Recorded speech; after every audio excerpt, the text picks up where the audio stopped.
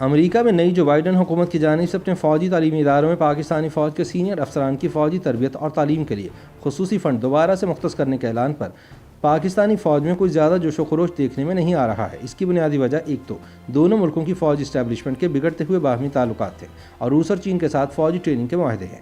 دوسرا ایسی قیاس آرائیاں ہیں کہ امریکی اداروں میں پاکستانی فوجی افسران کی برین واشنگ کر کے انہیں پاکستان سے زیادہ امریکی مفادات کا نگہبان بنا دیا جاتا ہے۔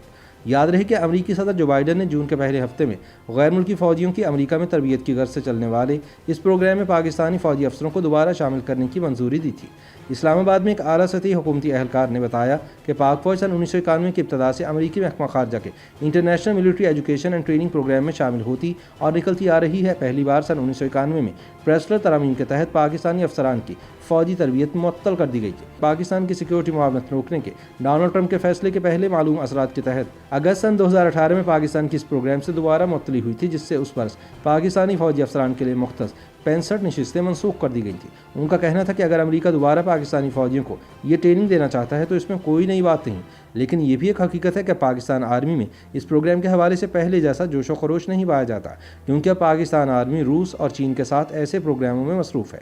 سفارتی ذرائع کا کہنا ہے کہ امریکی ملٹری سیاسی تنازعات سے بچنے کے لیے روایتی طور پر ایسے تعلیمی پروگرامز کو ڈھال کے طور پر استعمال کرتی ہے۔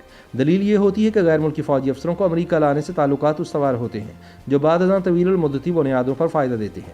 واضح رہے کہ IMED کے تحت امریکی آرمی وار کالج اور امریکی بحریہ وار کالج جیسے امریکی تعلیمی اداروں میں غیر ملکی ملٹری افسران کے داخلوں کی گنجائش پیدا کی جاتی ہے۔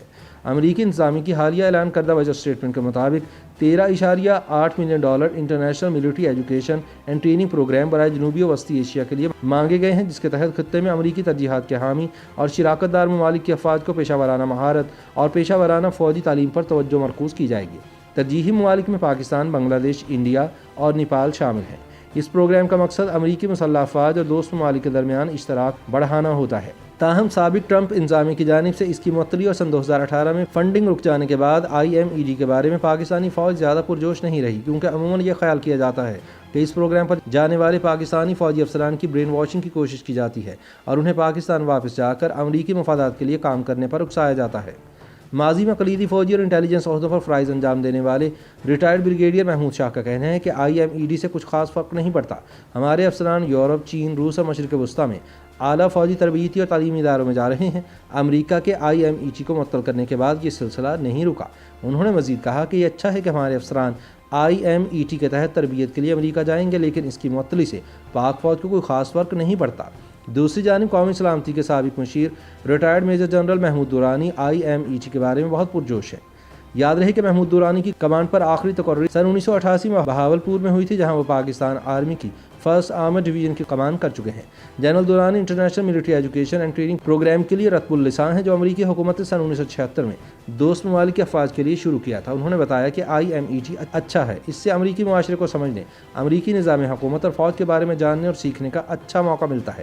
6 ماہ کا کورس آرمر فارمیشن کی کمان کی فنی تربیت کا کورس ہے۔ محمود دورانی نے کہا کہ یہ محض فوجی تربیت ہے اور اس تربیت میں کوئی نظریاتی اجزاء شامل نہیں۔ وہ کہتے ہیں کہ پاکستانی معاشرے میں پائی جانے والی یہ قیاس آرائیاں قطعی فضول اور بےمعنی ہیں کہ افسران کے برین واش کیے جاتے ہیں۔ جنرل دورانی نے کہا کہ امریکی اپنے طالب علموں میں آپ کو مکس کر دیتے ہیں اور آپ کو ملٹری سائنسز کی معمول کی تربیت دیتے ہیں۔ وہاں پاکستانی ہی واحد غیر ملکی نہیں ہوتے، وہاں انڈین، اسرائیلی، یورپ سمیت 25 قومیتوں کے لوگ موجود ہوتے ہیں، لہٰذا یہ ایک بین الاقوامی ماحول ہوتا ہے۔ آپ اس ماحول سے سیکھتے ہیں کہ امریکی نظام کیسے چلتا ہے۔ انہوں نے کہا کہ یہ ایک بہت ہی صحت مند ماحول تھا۔ آپ امریکی حکومت کے بارے میں سیکھتے ہیں، آپ کثیر القومیت کی ثقافت سے روشناس ہوتے ہیں، آپ سیکھتے ہیں کہ ان کی حکومت کیسے چلتی ہے اور ان کی فوج کیسے کام کرتی ہے۔ انہوں نے بتایا کہ جو لوگ دوسری ثقافتوں سے نہیں سیکھتے وہ اپنے خیالات کے غلام ہو کر رہ جاتے ہیں۔ تاہم یاد رہے کہ IMED کے تحت تربیت پانے والے افسران کی فہرست سے امریکی محکمہ خارجہ کی طرف سے پاک فوج کی معطلی کے بعد پاکستان اور روس نے فوجی تعاون کا معاہدہ کر لیا، جس میں پاکستانی فوجی تربیت کے لیے روس بھجوانا بھی شامل تھا۔ اگست سن 2018 میں روس کے نائب وزیر دفاع الیگزینڈر فورمن کے پاکستان کے 2 دن کے دورے کے موقع پر یہ معاہدہ ہوا تھا، جبکہ 9 اگست سن 2018 میں ماسکو میں روس اور پاکستان کی اعلیٰ فوجی قیادت کے اجلاس میں اس سے متعلق بات چیت ہوئی تھی۔ روسی مسلح افواج کے جنرل اسٹاف کے چیف آرمی جنرل ویلری گراسیموف اور پاکستان کے جنرل زبیر محمود حیات کے درمیان ہونے والی ملاقات کے بارے میں روسی وزارت دفاع کا کہنا تھا کہ فوجی قائدین نے دفاعی شعبے میں مذاکرات کو گہرا کرنے اور معاہدوں کو ترقی دینے کے عمل کی توثیق کی۔ وزارت کے مطابق معاہدے کا بنیادی محور پاکستانی فوجیوں کو روس میں فوجی اسکولوں میں تربیت اور اداروں میں اعلیٰ تعلیم دینا ہے۔ اس کے بعد 17 ستمبر سن 2018 کو جنرل قمر جاوید باجوہ نے چین کی پیپلز لبریشن آرمی کے ہیڈ کوارٹرز کا دورہ کیا اور PLA کے چیف جنرل ہیم ویگو سے ملاقات کی، جس میں جنرل ہیم ویگو نے جنرل باجوہ سے کہا کہ پیپلز لبریشن آرمی اس وسیع جنگی تجربے سے استفادہ کرنا چاہتی ہے جو گزشتہ 15 برس کے دوران پاکستان کی فوج نے حاصل کیا ہے۔ یوں پاکستانی فوجی افسران روس اور چین کے فوجی اداروں میں تعلیم حاصل کر رہے ہیں، اس لیے انہیں امریکہ پر انحصار کرنے کی ضرورت باقی نہیں رہی۔ ایک سینئر فوجی تجزیہ کار کے الفاظ میں پاکستان کی فوج نے گزشتہ 15 سال میں جو کامبیٹ تجربہ حاصل کیا ہے وہ خالص فوجی اصطلاح میں سونے کی کان کی مانند ہے۔ امریکی سیکیورٹی اسٹیبلشمنٹ پاکستانی فوج کی IMET سے معطلی کے بعد سے یہ زور دیتی آ رہی تھی کہ واشنگٹن کا پاکستانی ملٹری لیڈروں سے رابطہ منقطع کر کے رہنا خود اس کے مفاد میں نہیں۔ سن 1976 سے پاکستان کی فوج کے 2 سربراہان IMET کے تحت امریکی فوجی اداروں میں تربیت پا چکے ہیں۔